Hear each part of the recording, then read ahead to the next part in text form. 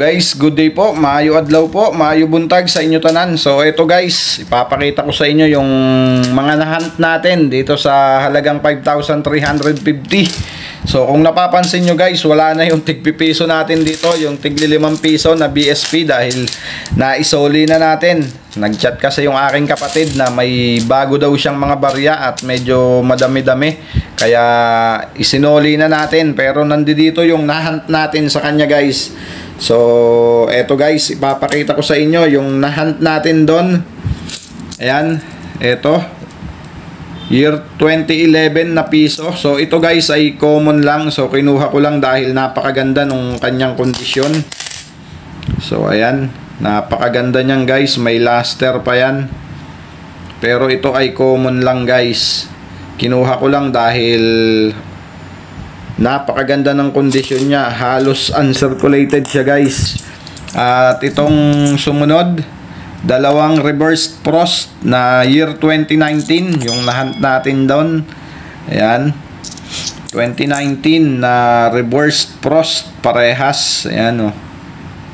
At ito pa ang isa na mahirap din talagang makita na to guys, ang year 2014 na frosted. So ayan, harap at likod guys, frost.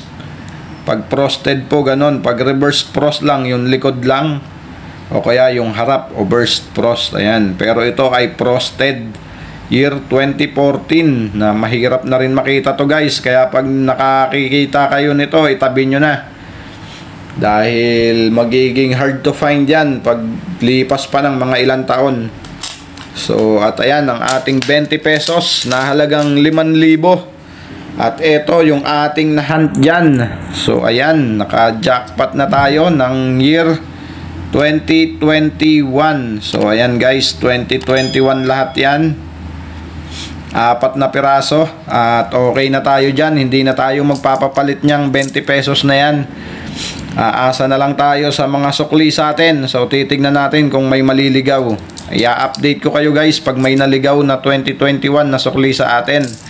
So ayan ang ating mga nahunt sa halagang 5,350. So sulit na rin guys ang ating pagod dahil nakakuha tayo ng year 2021 kahit papano. At ito ang nagpanalo talaga sa ating coin hunting, ang year 2014 na frosted.